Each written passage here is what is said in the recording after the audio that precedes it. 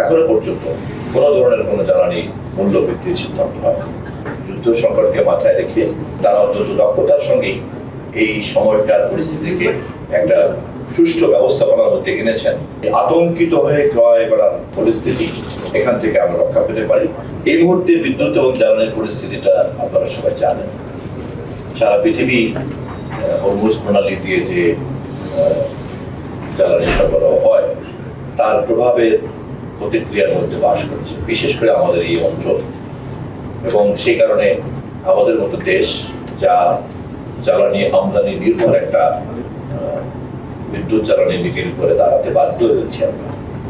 বিগত সরকারের আমলে আমাদের এখানকার গ্যাস উত্তোলনের পুরো পদক্ষেপই নেওয়া হয়, বরঞ্চ পুরো জ্বালানি ব্যবস্থাটাকে এবং পুরো বিদ্যুৎ উৎপাদন ব্যবস্থাটাকে আমদানি নির্ভর করে রাখা হয়েছে। যদিও আমাদের বৈদেশিক মুদ্রার অর্জন উপার্জন খুবই কম, আপনারা সকলেই সচেতন, আপনারা জানেন, জাতিও জানে।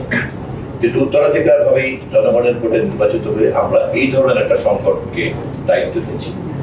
কিন্তু ইতিমধ্যেই আমাদের বিদ্যুৎ মন্ত্রী এবং প্রতিমন্ত্রী মহোদয় অত্যন্ত দক্ষতার সঙ্গে মাননীয় প্রধানমন্ত্রীর নির্দেশে পদ্মা সেতু, মেট্রো রেল এবং এলিভেটেড এক্সপ্রেসওয়ে নির্মাণের গর্বিত অংশীদার বসুন্ধরা সিমেন্ট। এখনো পর্যন্ত কোনো ধরনের কোনো জ্বালানি মূল্য বৃদ্ধির সিদ্ধান্ত হয়। এমনকি পার্শ্ববর্তী রাষ্ট্রে জ্বালানির যে মূল্য আছে তার সঙ্গেও আমাদের মূল্যের বেশ ব্যবধান আছে। এবং আমাদের যে সংকটকে মাথায় রেখে, যুদ্ধ সংকটকে মাথায় রেখে যে পরিকল্পনা গ্রহণ করা হয়েছে, অর্থমন্ত্রীর নেতৃত্বে একটা মন্ত্রিপরিষদ কমিটি গঠন করা হয়েছে এবং তারা অত্যন্ত দক্ষতার সঙ্গেই এই সময়কার পরিস্থিতিকে একটা সুষ্ঠু ব্যবস্থাপনার মধ্যে এনেছেন। ফলে আমাদের এই মুহূর্তে কোনো সংকট নাই, আশা করি আমরা সংকটের মোকাবেলা করতে হবে না। কিন্তু গণমাধ্যমের বিভিন্ন রকম সংবাদ যেহেতু ছড়িয়ে পড়ে, বিশেষ করে সোশ্যাল মিডিয়াতে, সে কারণে একটা প্যানিক বাইং শুরু হয়েছে।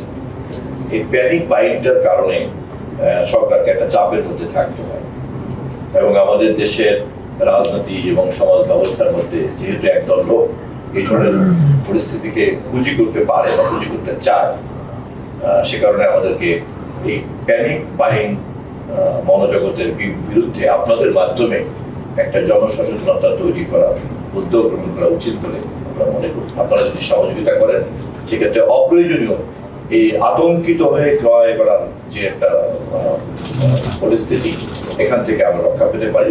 আমাদের পরিকল্পনা অনুযায়ী যদি সবকিছু চলে তাহলে আমরা আশাবাদী যার কোনো সংকট আমাদেরকে স্পর্শ করতে পারবে না।